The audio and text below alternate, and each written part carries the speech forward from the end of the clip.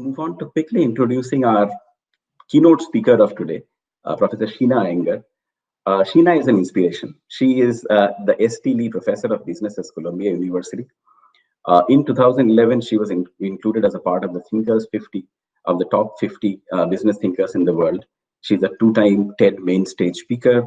She is considered to be the world's leading expert on choice. And as I mentioned, today she'll be sharing with us insights from her upcoming book on a new method of innovation that Sheena has been working on for the past few years. So with that, Sheena, welcome to the event. Really looking forward to hearing your ideas. Thank you very much. It's a real privilege to be here today to speak with you guys. And I've known Udayan for quite a few years. I love the work of NetElixir. And so it's a real privilege to be here today. And I'm looking forward to sharing with you my thoughts associated with my upcoming book called Think Bigger. So let's get started. I want to have you look at this picture. Do you know who she is? You better know who she is. Lady Liberty. So think about Lady Liberty. Is she just a statue? Is she a symbol for what it means to be an American? And obviously she's both, right? She is what welcomes every person, every foreigner that comes to the United States. We think in terms of Lady Liberty.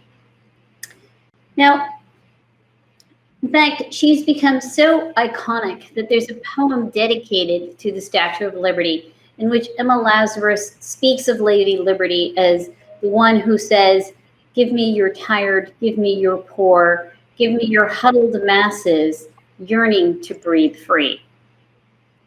So that's all well and good, and we love Lady Liberty, but where did the idea for Lady Liberty come from? She's a really big idea. Where did she come from? I used to think about this question when I was a kid and had to trundle off to Lady Liberty to see Lady Liberty every single year because I went to school in New York City. And so you had to make that trip every year to climb up to the top of the Statue of Liberty. And I used to think to myself, well, I wonder how this artist actually came up with this idea. Did he just sit under a tree and suddenly the idea for this statue just came to him? So how did Frederick Bartolte actually come up with the idea of Lady Liberty? Now, it turns out that if you actually study Frederick, he started off in his younger life, he visited Egypt. And when he was in Egypt, and this is in the 1800s, when he visited Egypt, he was fascinated by these big sculptures that would guard the ancient Egyptian tombs. So that's where he gets the idea of the size.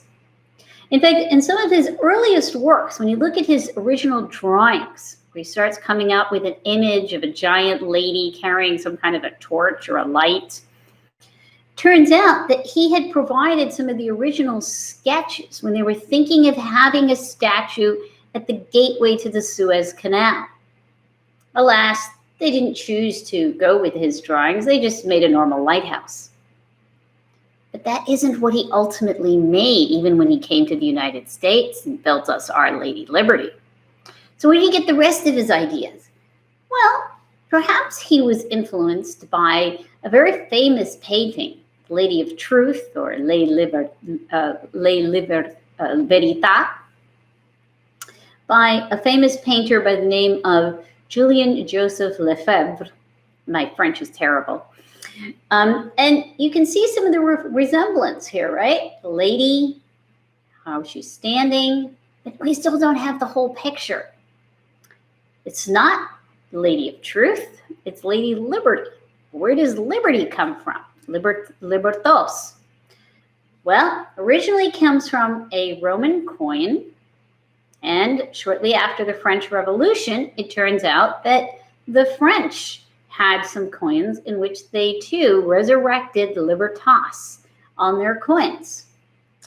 So now you're seeing, okay, concept of liberty, the lady, huge, carrying a torch. What is she going to look like?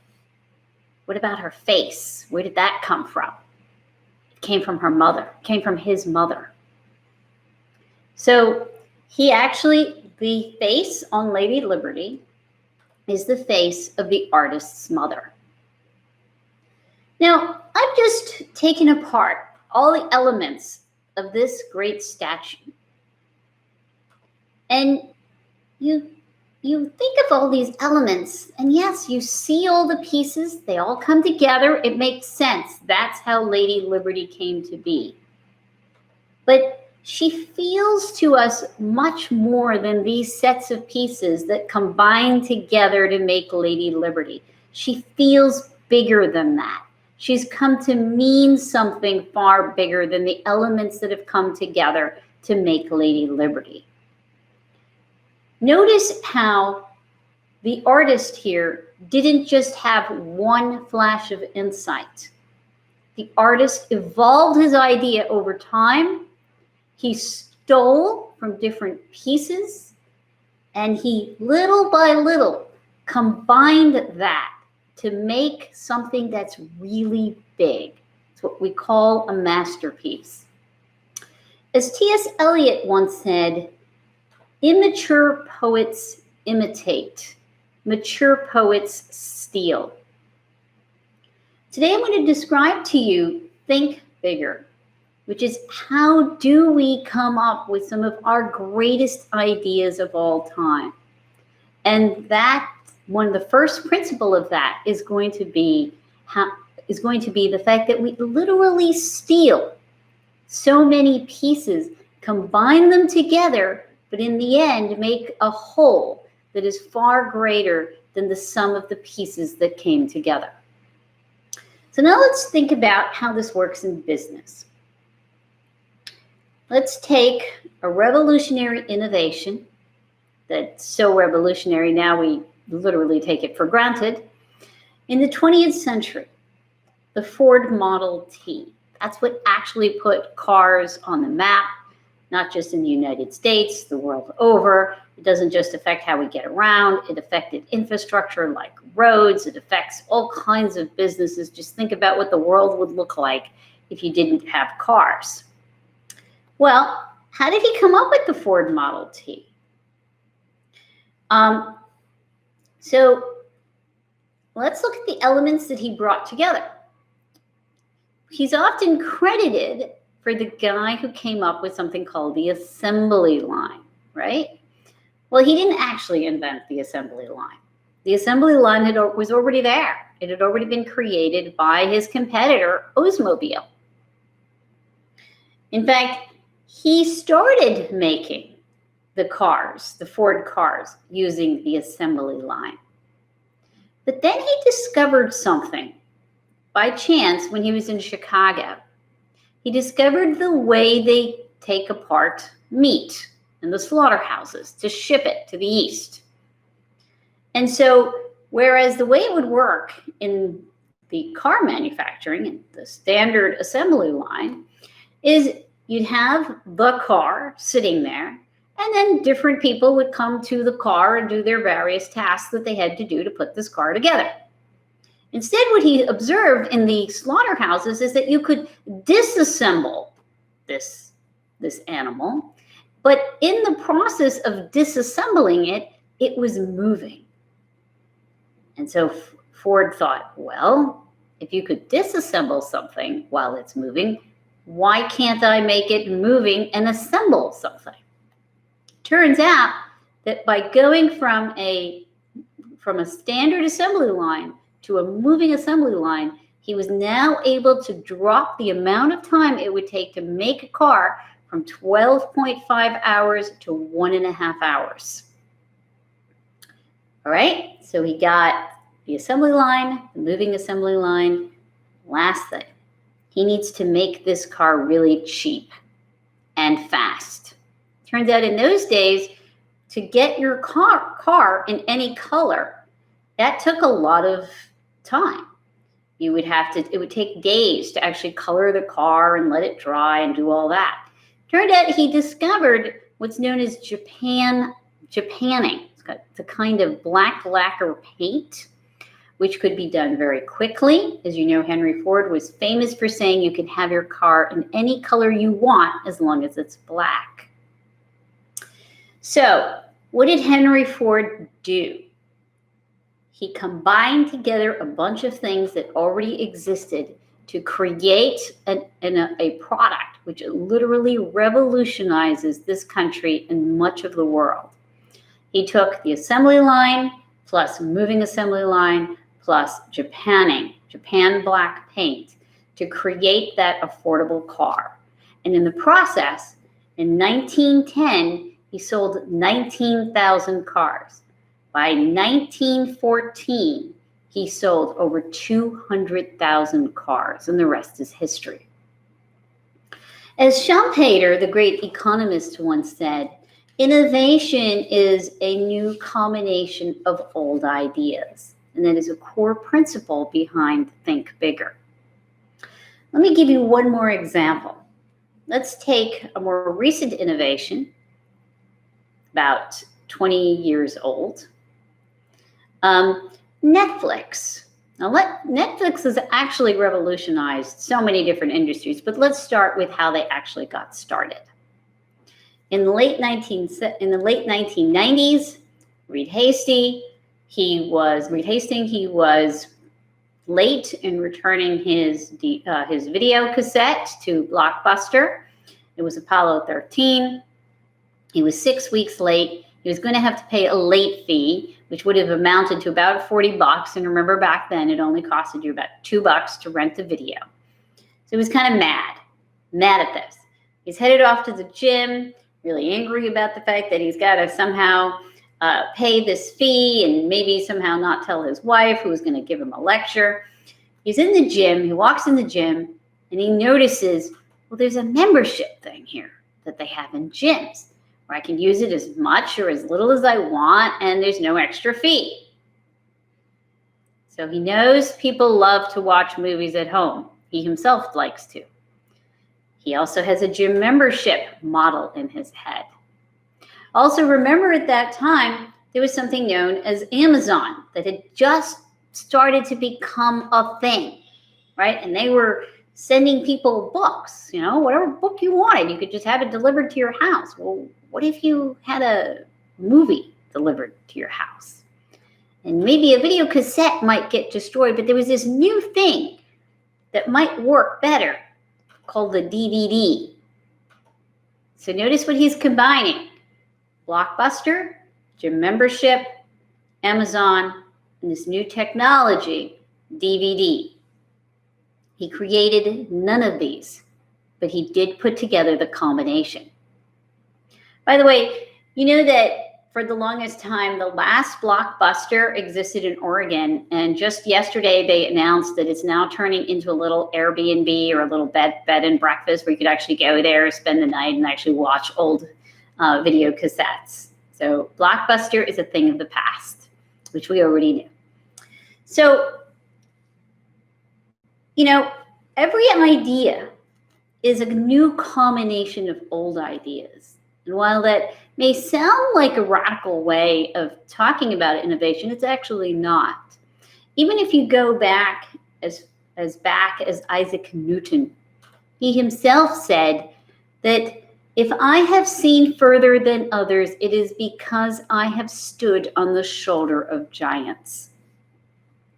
So what is Think Bigger? Think Bigger is not, let me kill everything that exists right now and just go out of this box that I'm in and go into some random box and come up with something brand new. That's not what Think Bigger is. Think Bigger is, I'm going to go beyond this box, look at what else is out there, and bring that in and create a new combination.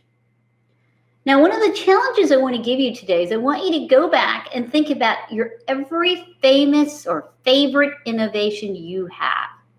Could be small, could be big, things that have revolutionized the world, or just little things that have made a difference in your personal life. I challenge you to take that innovation and ask yourself, can I take it apart? And I guarantee you that it'll be very difficult for you to identify any innovation that wasn't made up of past pieces. So what is the goal of Think Bigger? How do we think about innovation? Innovation is when you are coming up with useful, novel solutions to complex problems. So these are problems that haven't been solved before. Now we're going to come up with a useful, prioritizing useful here, novel solution to a complex problem. So there are going to be three core elements to thinking bigger. I want to now introduce you to the core technique of Think Bigger, which is choice mapping. So there are three important parts of choice mapping. First is breaking down the problem. Second is prioritizing success. And third is searching in and out of domain. So let's talk about breaking down the problem. So let's take something fun. Like recently, I was thinking about, okay, now it's time that we can finally have maybe a dinner. I understand I can't have a party, but maybe around my dinner table, I could have a socially distanced dinner for 6 people. I can fit that much on a table that normally could seat 12.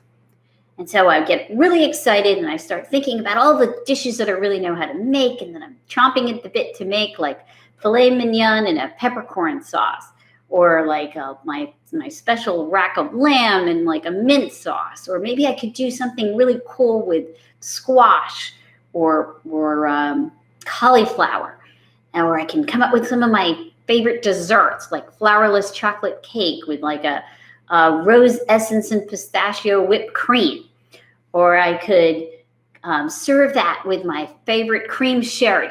It's a problem to be solved. And that means breaking it down into its sub-problems. So what's the menu? What's the wine pairing? What's the seating arrangement? What's the decor? And it's when I really spend that time breaking it down, even though that feels like wasted energy, it also feels like it's going to be a time suck. It's actually really, really, really useful. And I would urge you, anytime you're innovating, the first thing you've got to do is really spend that energy in breaking down the problem. As Einstein once said, if he had an hour to save the planet, he would spend the first 55 minutes understanding the problem.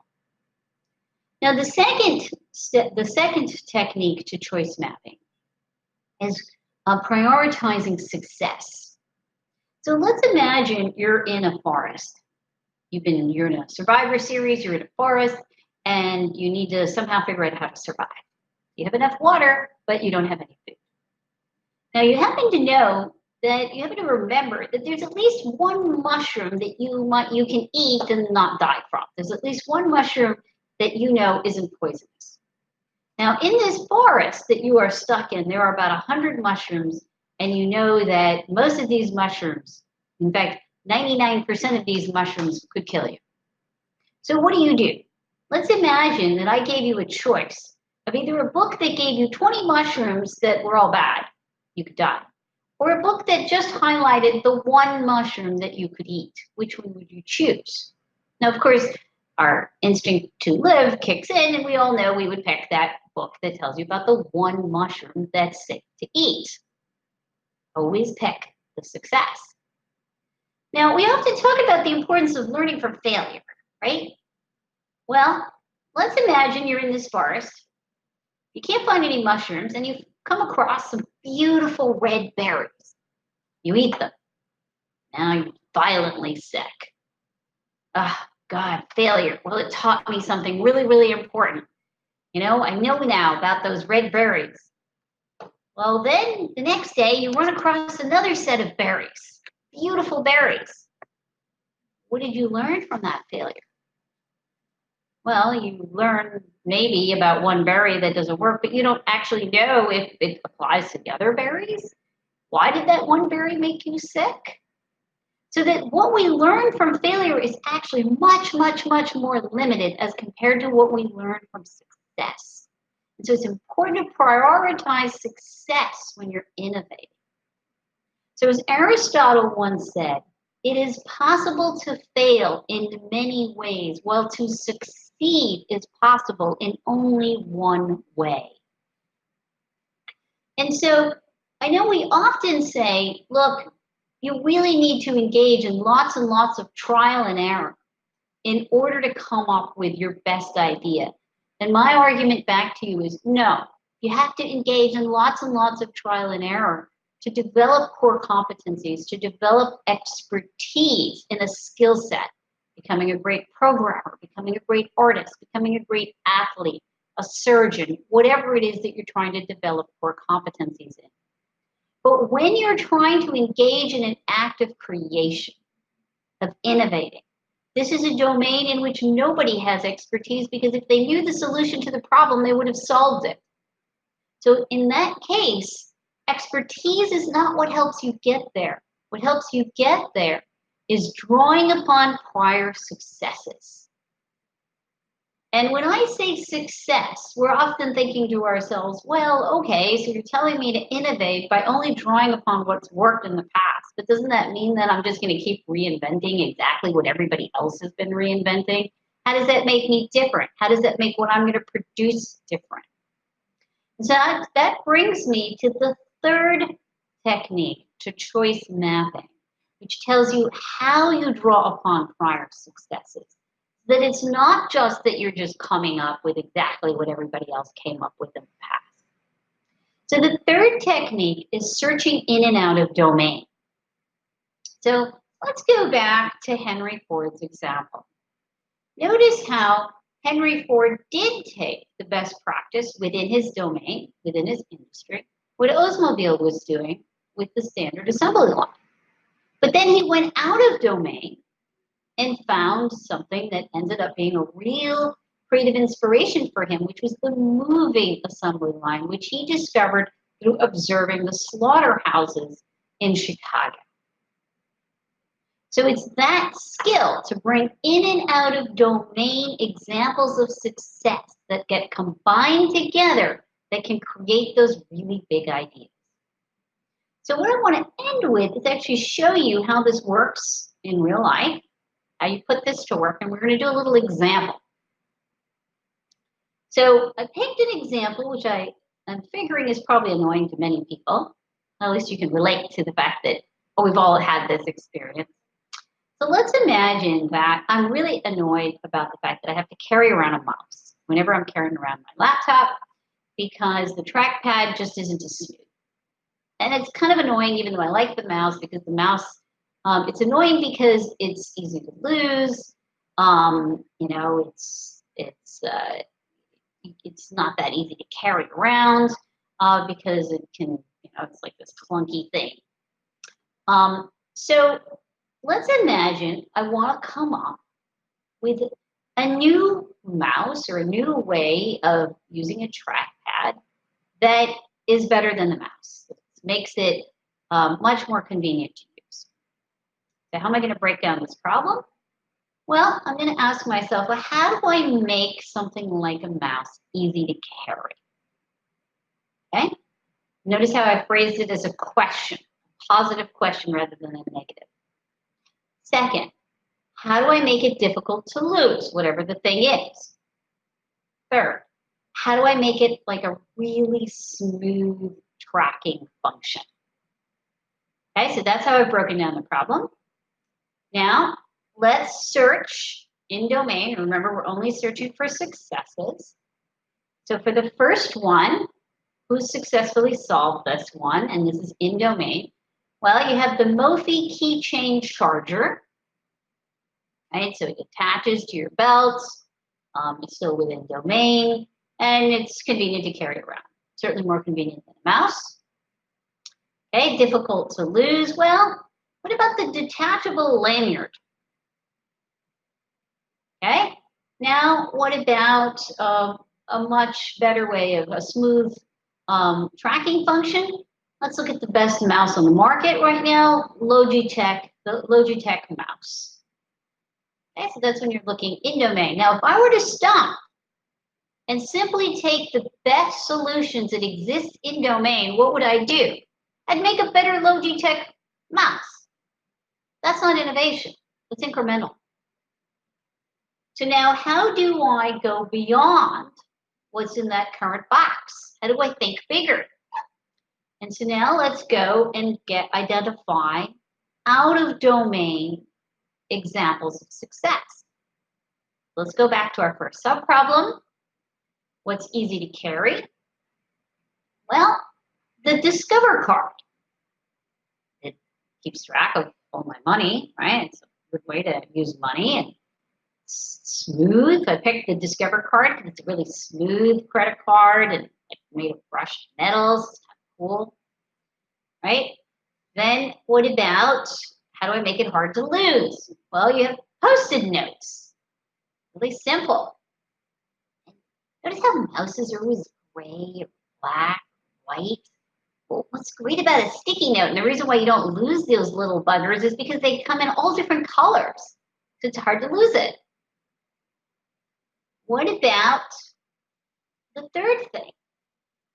Well, let's go out of domain and let's look at the Fibro motion sensor. You know those things that look like eyes in your house?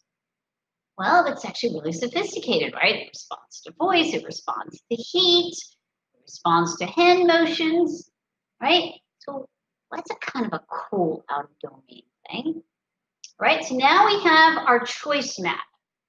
See, our choice map has the breakdown and it has our examples of success. Now I can start creatively combining.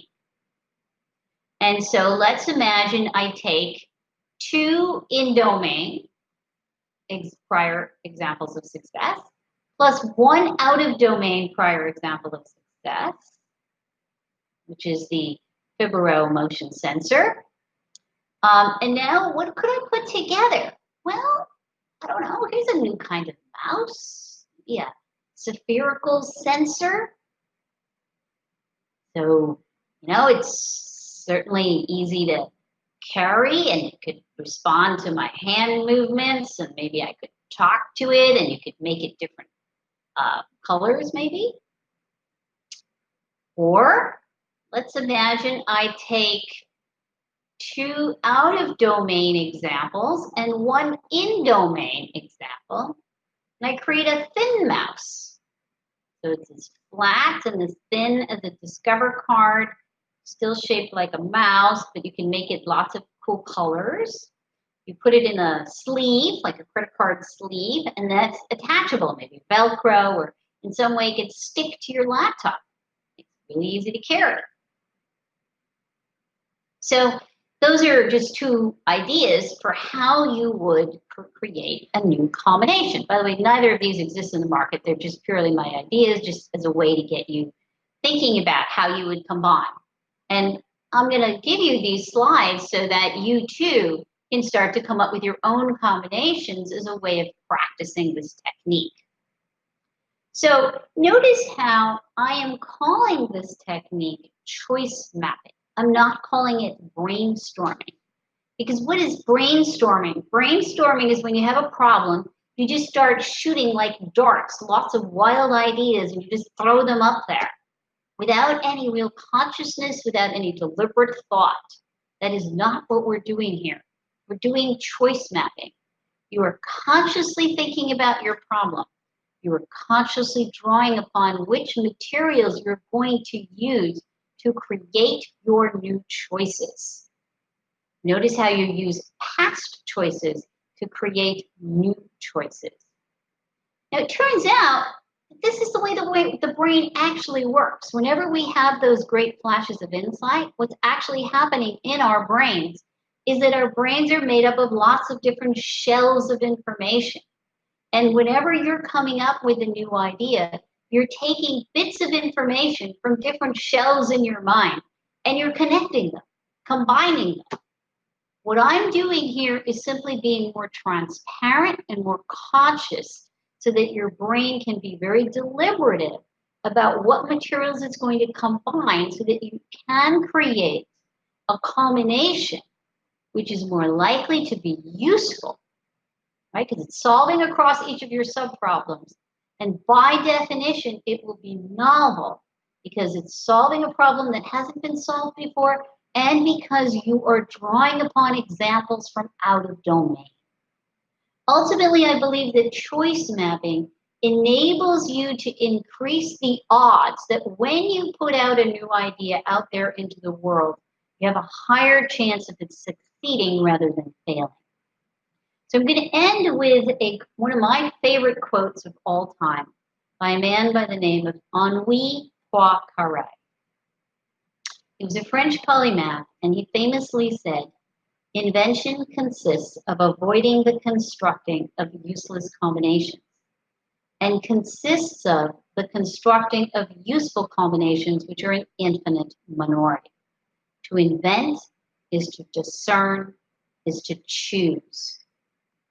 That very idea underlying his quote is what inspired Einstein. It's what inspired Picasso, who both went on to produce new ideas, big thinking in such vastly different domains from one another. And if you think about the choice mapping method I just gave you, it's essentially an operationalization of exactly what he said. Create the bits of information, start creatively combining across the rows so you can come up with an almost infinite amount of choices for new combinations. However, the useful ones will be an infinite minority. Thank you very much. Thank you very much, Sheena. This is fascinating, fascinating. My God, I mean, this is fascinating. I mean, it just you have broken down the entire concept of innovation in the way that only you could in terms of the choice mapping. It is fascinating. I just have a couple of questions for you that we have been getting from the audience, Sheena. What are the key similarities and dissimilarities with something like design thinking? Because I know design thinking has been practiced and that is one of the things, but how does this method or where all does it differ from design thinking classically? Well, the core to design thinking is brainstorming, and this method does not want you to brainstorm. Mm-hmm. We don't want you to you have a problem, just start throwing out wild ideas. We don't privilege wild ideas. We don't privilege an unstructured process. We very much privilege a structured process. It's probably the biggest difference between design thinking and Fibro. Understood. The second question is essentially with evolving consumer preferences, Sheena. And obviously the last 5 months we have seen firsthand in the retail world how the consumer preferences, their choices keep on changing, right? I mean, what used to be important, let us say in January this year, is probably no longer as important, and what wasn't as important now is super important. Now, so would your advice be constantly looking at all these different combinations before making a choice, and should it almost like be a continuous process of identifying the best combination? That's a great question. So as we all know, we're constantly coming up with ideas, right? That's just part of what it means to be a human. And many ideas suck. And also many ideas might not suck, but they're still not worth pursuing. Mm-hmm. The way you know you should start using Think Bigger is when you actually have a problem to solve and you need to be able to define that problem. So right now, during COVID, is the perfect moment. You can actually define whatever problems your businesses are facing right now. Take any of those and start creating a choice map. And you will start to see new combinations, new solutions that you can start using, whether it's a small problem, whether it's a big problem. Fascinating, Sheena. Thank you very much. My final question would be for you in terms of, I think the defining the problem seems to be arguably the most important part of choice mapping.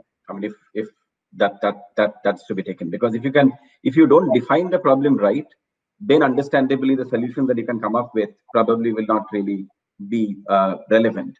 So any mechanisms how let us say businesses can define the problems better? Should they be including a bigger group? Should it be a smaller group? What is the process of defining the problem right? So defining the problem is absolutely something that people need to spend more time on. And too often what happens in companies is they assume that the definition of the problem is not only self-evident, but that there's also consensus around it, which is why when they do studies, they find that over 70% of companies, when they end up setting up a team to go solve a problem, they end up never really using the solution that they came up with because they didn't define their problem well, and so then they start all over again. What I think is really important is you get a diverse group of people together, but too often we put people together in a group and we tell them to start working together. Mm-hmm. Well, you create a kind of group think very quickly. It's actually really important to first have somebody think about the problem and break it down as an individual. Have each person do that first as an individual, because each person will see that problem differently. And you want people to see the problem differently and frame the problem differently from one another. That way, when you actually get together in that group meeting, you can actually see more of the nuances around what exactly is the problem we're trying to solve and what are the most important pieces to break it down into. By the way, everything that I talked about today, what I just said applies. So always, first do it as an individual, then come to the group to share. So this is actually another critical difference between design thinking and think bigger. Design thinking puts you in a group immediately to brainstorm. I don't believe that groups do a good job ideating. I think groups do a great job sharing information. So here are my thoughts. I'm going to share that with you. If we come up with an idea together, it's because we were able to connect the thoughts we brought as individuals and information we brought as individuals to that meeting, which can now be connected to make something better. Even for that search process where you're going out into the world and finding in and out of domains of success, don't take the lazy way out of having the group do it first as a group. Absolutely have every single person first do it as an individual. You will get a far richer set of in and out of domain examples of success. Fascinating, Sheena. This has been incredible. I mean, we could have probably have gone on for the entire day, but thank you very much, Sheena. It was really a privilege to have you on this thing. Thank you for your continued support, and we are really looking forward to your next book, which would be coming out soon as well. Thank you very much, Sheena. Thank you, and also feel free to pass on my email address in case anybody has any questions about this. Feel free to reach out. I'm always happy to answer whatever questions people have. And again, I apologize for the technological disruption. Thank you very much, Sheena. Really appreciate it. Thanks a lot. Take care. Bye-bye. Thank you. Before we move on to our